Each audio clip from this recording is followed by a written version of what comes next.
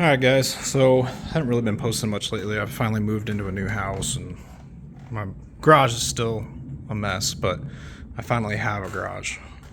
So really haven't been making any like videos, I guess per se, like doing the mods. So I don't know, hopefully now that we have a garage, maybe we can do some videos. It's my 2013 MT-10. I've had it since April. We're about 7,500 miles. I do have services coming up like the spark plugs, and I'll probably go ahead and swap the air filter while I'm in there. So yeah, so basically what I've been doing is it's getting cold here, so I did the Oxford heated grips running through the stock wiring to the stock menu system. I saw this video, I think posted first by V-Cycle Nut, who does all the ECU tuning and stuff. So I got the front torn apart right now. It's super easy so far from what I've, it's taken me about a half an hour, maybe 45 minutes to get to this point. Basically take the windscreen off, and then you have, where is it? Well, somewhere around here is once you take the windscreen off, there's a metal plate that goes here. I think there's like 3 screws that hold, no, it's these 3 right here. Take those 3 screws out, that metal plate will come out, and then that'll get you to this point.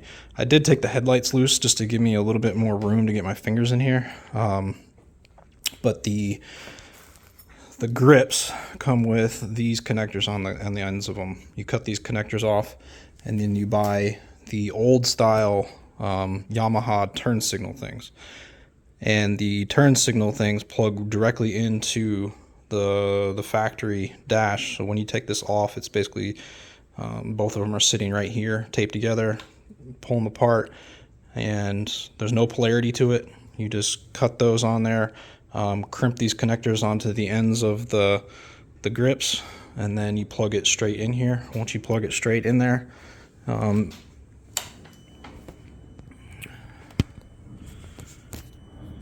you'll be able to see pretty much right there in the bottom right, your grips pop up, and then you can control it. Of course, I'm out of gas. If I can get to the right spot, there we go. Click on it, and then you can control 1, 2, 3 or off. So yeah, it's a nice little cheap mod.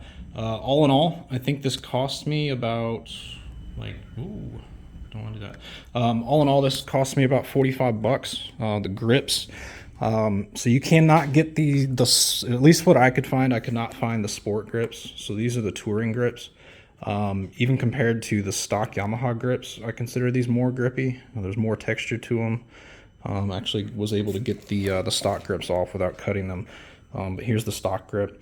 So even the sport touring grips still offer more grip than the factory Yamaha ones.